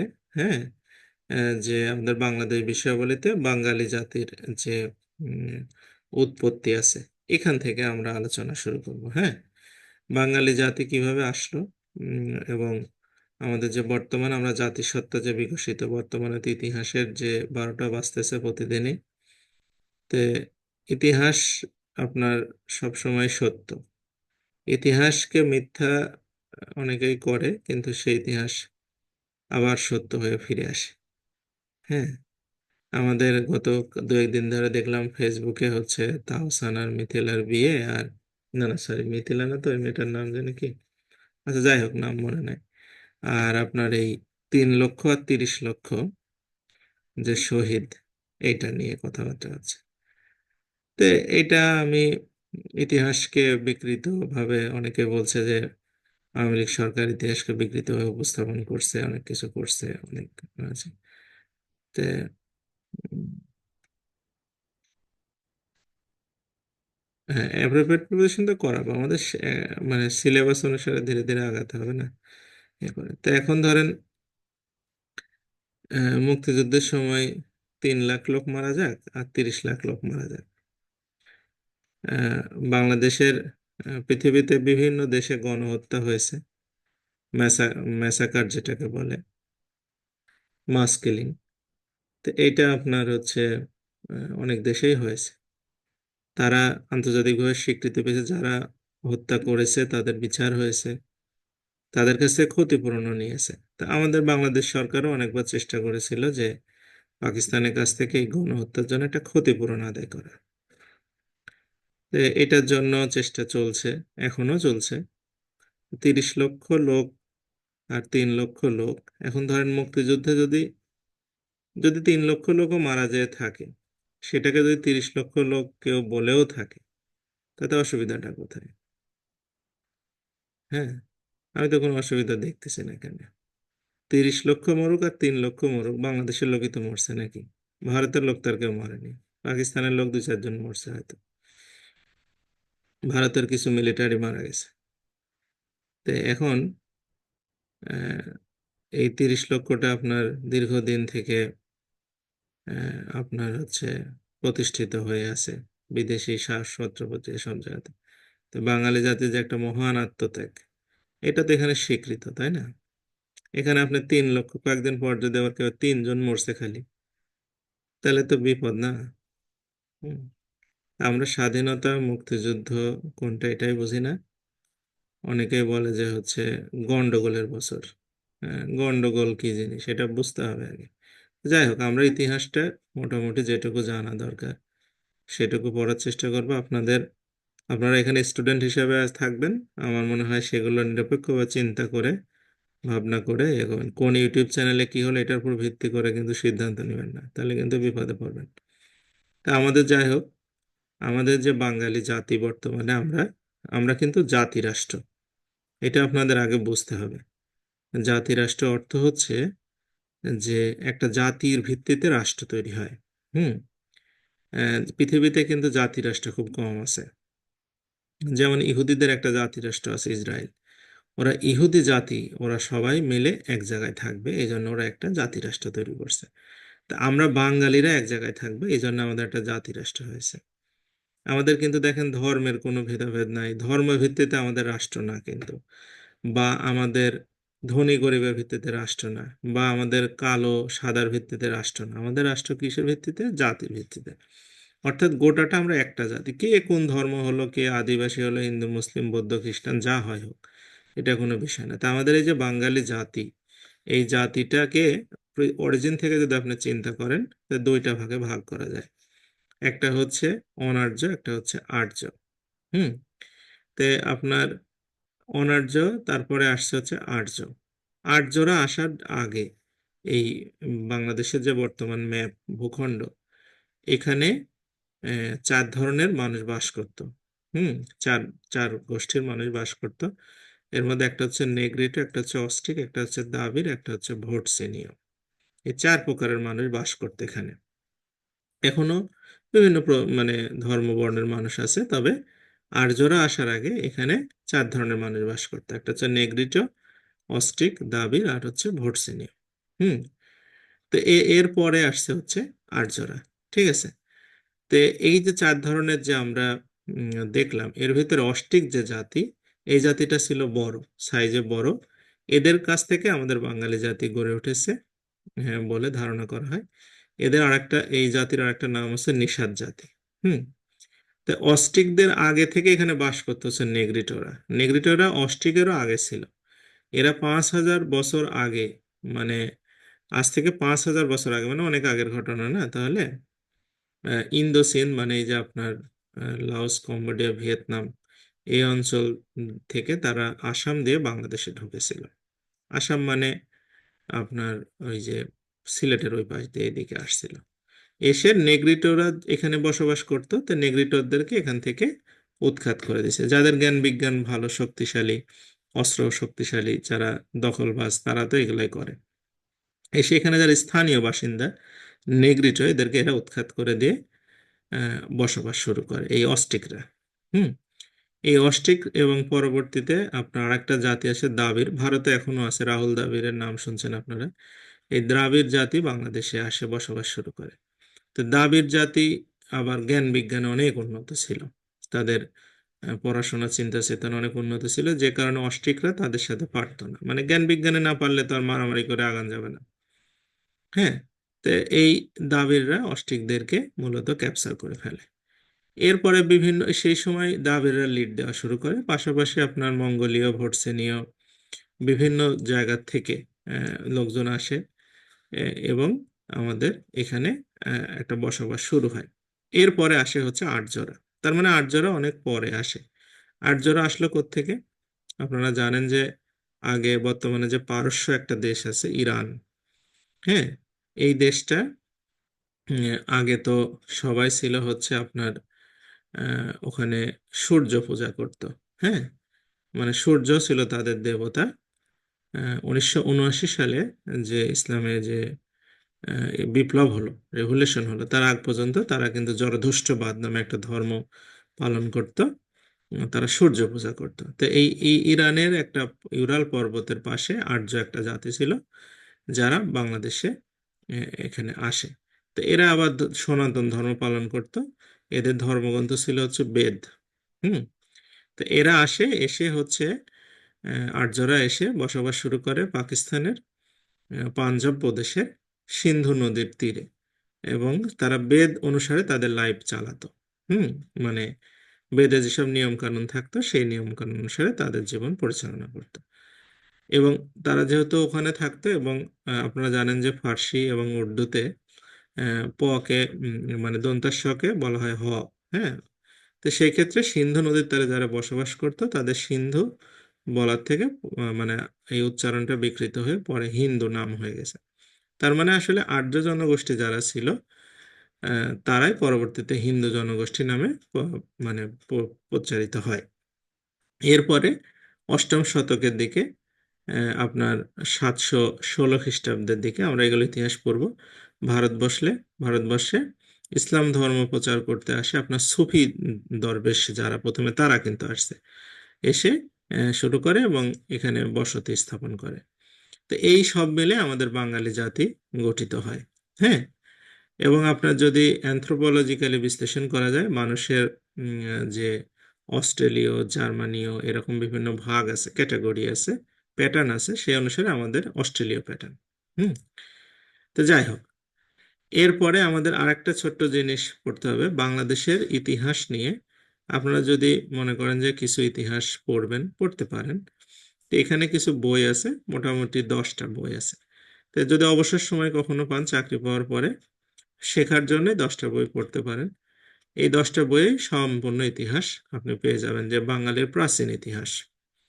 তার মধ্যে আছে কৌটিল্যের অর্থশাস্ত্র, কলহনের রাজতরঙ্গিনী, ঐতরে আরণ্যক মহিদাসের, আকবরনামা আবুল ফজল, আইনি আকবরী আবুল ফজল, এটা খুব ইম্পর্টেন্ট। আইনে আকবরী যে বইটা আবুল ফজলের, এখানে ডিটেলস আছে। তবাকতি নাসির, মিনহাজুস সিরাজের, সুমাকিয়ানের ঐতিহাসিক দলিল, আর রামচরিতের সন্ধ্যাকর নন্দী, হর্ষচরিতের বাণভট্ট, লেখক বাণভট্টের হর্ষচরিত। এই 10টা বই আপনি পড়লে প্রাচীন ইতিহাস সম্পর্কে ভালো ধারণা পাবেন। পরবর্তী, এখন পড়তে বলছি না চাকরির জন্য। এখান থেকে মূলত আপনার এই যে আইনে আকবরী যেটা আবুল ফজলের, আকবরনামা, তারপরে তবাকতি নসিরি, অর্থশাস্ত্র, এই বইগুলো কাকে লেখা, কার লেখা, এগুলো একটু পড়ে রাখবেন, এগুলো আসে পরীক্ষায়। আর যদি মনে করেন না আমি একটু ইতিহাস সম্পর্কে জানতে চাই, তাহলে আব্দুল মবিন চৌধুরী স্যারের বই পড়তে পারেন, প্রাচীন বাংলার ইতিহাস, ঢাকা বিশ্ববিদ্যালয়ের প্রফেসর, মাত্র 1-150 টাকাতে পাওয়া যাবে, খুব ভালো।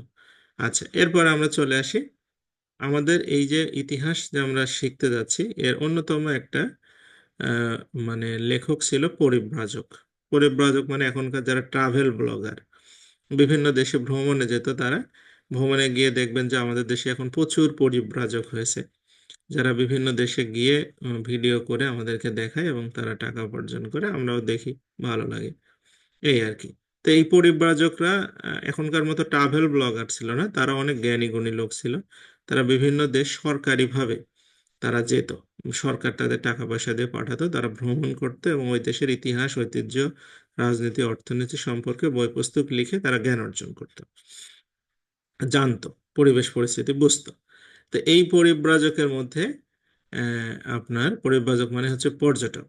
তো পর্যটকরা যেগুলো বলে সেগুলো তো ইতিহাস। আজ থেকে ধরেন 500 বছর পরে গিয়ে এই দেখবেন ট্রাভেল ব্লগারদের যে ভিডিও, এগুলো ইতিহাস হয়ে যাবে, কারণ তারা তো এগুলো প্রমাণ সহ নিয়ে আসছে, তাই না?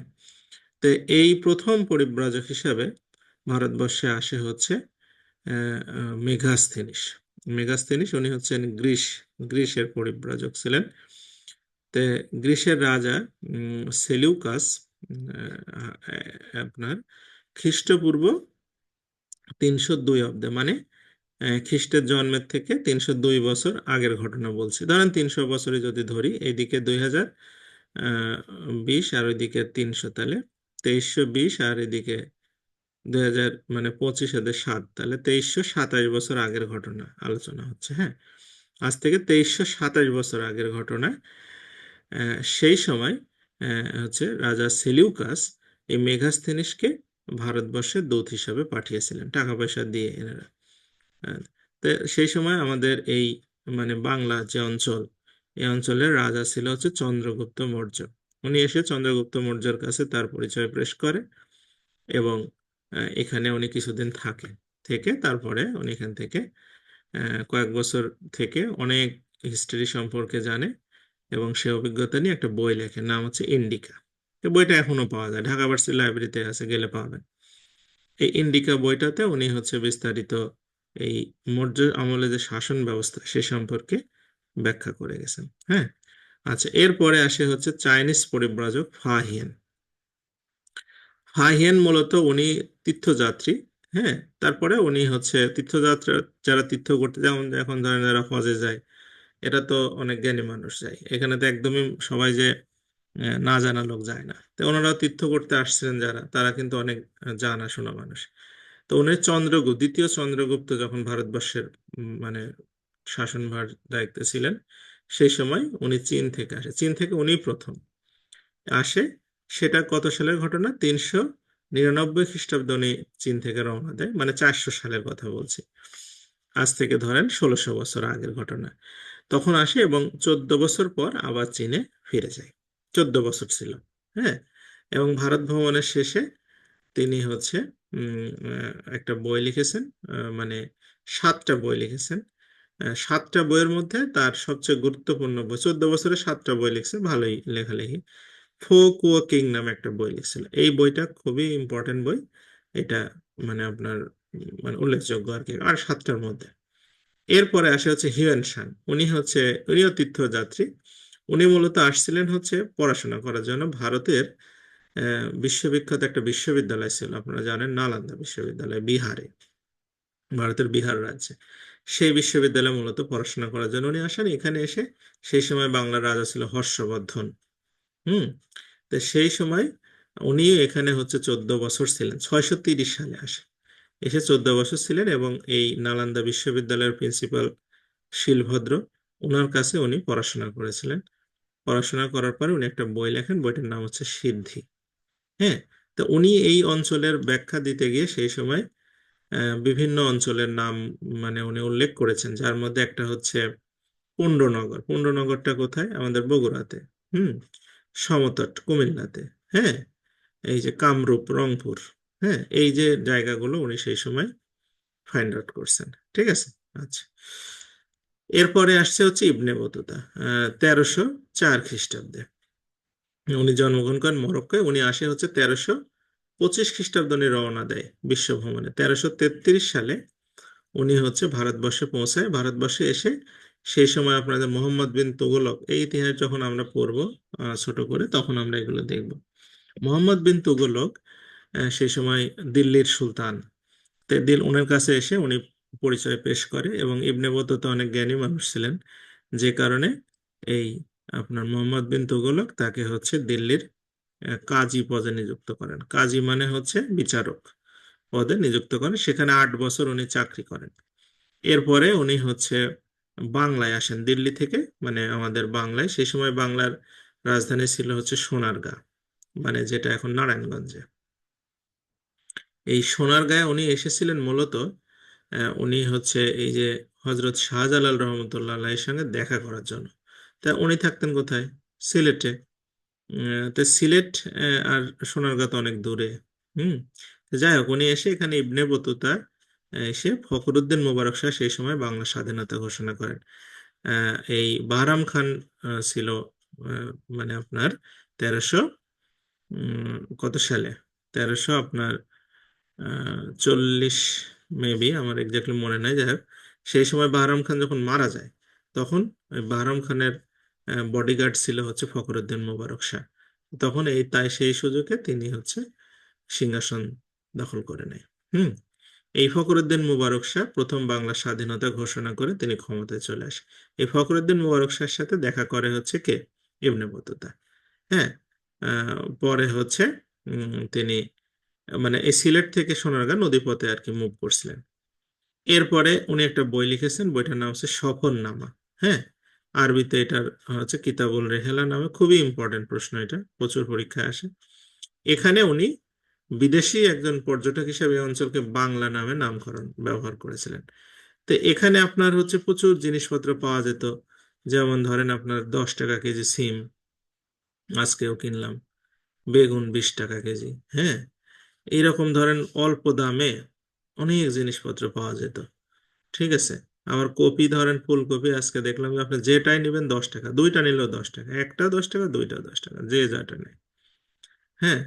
তো এরকম দেখে উনি খুব খুশি হয়েছিলেন, এবং এখানে আমাদের বাংলাদেশের যে প্রকৃতি, এটা দেখেও খুশি হয়েছিলেন।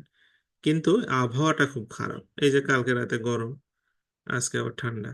এরকম আবহাওয়ার জন্য উনি এখানে নাম দিয়েছিল, এই বাংলার নাম দিয়েছে দোজকিপুর নিয়ামত। মানে নিয়ামতে পরিপূর্ণ একটা দোজক। নিয়ামত আছে অনেক, কিন্তু দোজক মানে আবহাওয়া খারাপ। ওনারা তো আর এরকম আবহাওয়ার সাথে অভ্যস্ত না। আচ্ছা, এরপরে আসে হচ্ছে কে? মাহওয়ান। হ্যাঁ, মাহওয়ান উনি চীনের ভদ্রলোক। উনি 1406 খ্রিস্টাব্দে আসে। উনি মূলত আসছিলেন হচ্ছে ট্রান্সলেটর হিসাবে, দোভাষী হিসাবে। পরে সোনারগাঁতে আসেন, এবং তিনি একটা বই লিখেছেন, বইটার নাম হচ্ছে ইং ইয়াই শেংলান। এটা খুব একটা ইম্পর্টেন্ট বই না, কিন্তু মানে উনি চাইনিজ হিসাবে আসে। তো এই যে এতজন পর্যটক আসলো, এগুলো সহজে আপনি মনে রাখতে পারবেন একটা সহজ কথা ভাবে, যে মৌর্য মেঘা, দ্বিতীয় চন্দ্রফা, ইউহর্ষ, ইবনে ফখর, গিয়াসের মা। এর অর্থ হচ্ছে যে মেগাস্থিনিস যে পর্যটক, উনি এসেছিল মৌর্য চন্দ্রগুপ্ত মৌর্যের সময়। দ্বিতীয় চন্দ্রগুপ্তের সময় এসেছিল ফাহিয়ান। হিউয়েন সাং এসেছিল হর্ষবর্ধনের সময়। ফখরুদ্দিন মুবারক শাহর সময় এসেছিল ইবনে বতুতা। এবং গিয়াসউদ্দিন আজম শাহের সময় এসেছিল হচ্ছে মাহওয়ান। এটা মনে রাখলে আপনার মোটামুটি এইগুলো আশা করি মানে মনে থাকবে আর কি। হ্যাঁ। আর ওই যে বই পুস্তকের গুলো একটু পড়বেন, শীটে দেওয়া আছে। ঠিক আছে। আচ্ছা, এটা গেল। আরেকটা ছোট্ট জিনিস আছে আলোচনা, সেটা হচ্ছে প্রাচীন বাংলা জনপদ। জনপদ, জনপদ বলতে আমরা মূলত শহর বা এখন তো শহরকে বোঝায়, কিন্তু আগে হচ্ছে টোটাল বাংলাদেশ যেমন এখন একটা মানচিত্র ছিল, এরকম ছিল না, ছোট ছোট ভাগ ছিল, সেগুলোকে বিভিন্ন রাজা শাসন করতো। তো এই এইগুলোকে আমরা জনপদ বলতাম। তো জনপদ মূলত হচ্ছে সবগুলোই কৃষি নির্ভর ছিল। আগে তো ইন্ডাস্ট্রি ছিল না। তো বাংলায় মানে বলা যায় 16টি জনপদ ছিল। তার মধ্যে প্রথমে আসে হচ্ছে গৌড়। গৌড়টা কোথায়? গৌড়টা হচ্ছে চাঁপাইনবাবগঞ্জে। হ্যাঁ, চাঁপাইনবাবগঞ্জের ওই পাশে মালদা মুর্শিদাবাদ, এই যে ম্যাপে দেখেন লাল দাগ দেওয়া আছে, এই অঞ্চলে স্বাধীন গৌড় রাজ্যে ছিল। এই গৌড় রাজ্য কে স্বাধীন গৌড় রাজ্য হিসেবে প্রতিষ্ঠা করে হচ্ছে শশাঙ্ক। ঠিক আছে। তো এই সময় ওনার রাজধানী ছিল কর্ণসুবর্ণ, যেটা মুর্শিদাবাদে। হ্যাঁ। তো গৌড় বলতে আমরা চাঁপাইনবাবগঞ্জ এবং এই মালদা মুর্শিদাবাদ এই অঞ্চলটাকে বুঝবো। আচ্ছা। আর এই পরবর্তীতে আপনার লক্ষণ সেন আপনার হচ্ছে এই শাসন করে। তখন তার নাম ছিল লক্ষণাবতী। লক্ষণাবতী মানেও তাও গৌরই। গৌর মানে চাঁপাইনবাবগঞ্জ আর কি। এরপর আসে বঙ্গ। তাহলে বঙ্গটা কোথায়? বঙ্গটা এই যে ম্যাপে এখানে দেখেন যে মানে হচ্ছে এই দক্ষিণ পূর্ব, মানে এই যে আপনার ময়মনসিংহ থেকে শুরু করে এদিকে হচ্ছে যশোর, এই অঞ্চল মাঝখান দিয়ে ফরিদপুর এই অঞ্চল সহ। হ্যাঁ, বঙ্গ। ঠিক আছে, গোপালগঞ্জ জেলার ওখানে কিছু আপনার প্রত্নতাত্ত্বিক নিদর্শন পাওয়া গেছে, যেগুলো প্রাচীন আমলের। তো এই অঞ্চলটাকে আমরা বলতে পারি হচ্ছে বঙ্গ অঞ্চল। ঠিক আছে। এরপরে হচ্ছে আপনার বঙ্গর পরে আসবে হচ্ছে পুন্ড। পুন্ড মানে হচ্ছে বগুড়া। হুম। বগুড়া থেকে শুরু করে আপনার ওইদিকে মূলত দিনাজপুর পর্যন্ত আর কি। আহ, মানে ওগুলো সবই পুন্ডের মধ্যে, রংপুর টংপুরও পুন্ডের মধ্যে ছিল আগে।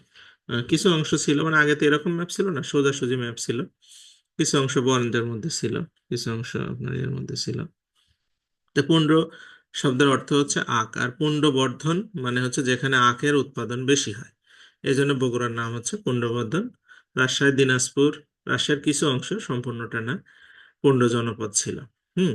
এই পুন্ড জনপদের নামই পরবর্তী মহাস্থানগড় হয়। এখন মহাস্থানগড় একটা জায়গা আছে ওখানে।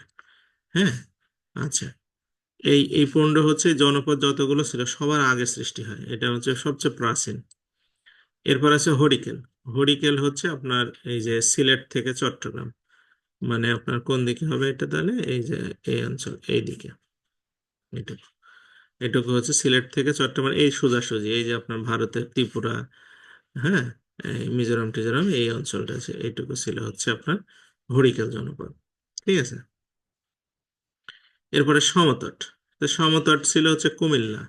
কুমিল্লা, এই যে সমতটের কুমিল্লা অঞ্চল, কুমিল্লা নোয়াখালী এই অঞ্চলটুকু দিয়ে হচ্ছে সমতট ছিল। আচ্ছা। এরপরে ছিল হচ্ছে আপনার বরেন্দ্র বলতে রাজশাহী। রাজশাহী অঞ্চলে চাঁপাইনবাবগঞ্জের সামান্য একটু অংশ ছিল, দিনাজপুরের আর রংপুরের কিছু অংশ ছিল, নিয়ে বরেন্দ্র, মানে পুন্ড আর বরেন্দ্র আর কি। পুন্ডর পরে বরেন্দ্র হয়তো অনেকটা ভেঙে আপনার এখান থেকে এটা আসছে। আচ্ছা। তাম্রলিপ্ত ছিল হচ্ছে ভারতে, এটা হচ্ছে মেদিনীপুর, ভারতের। আচ্ছা। এই মূলত ইয়েগুলো পড়তে হবে। চন্দ্রদ্বীপ। চন্দ্রদ্বীপ হচ্ছে বরিশাল, এই যে নিচে বরিশাল, পটুয়াখালী, পিরোজপুর, ঝালকাঠি এই অঞ্চলগুলোতে ছিল হচ্ছে আপনার চন্দ্রদ্বীপ। ঠিক আছে। আচ্ছা, বরিশালই বলা যায়, মেন অঞ্চলে বরিশাল।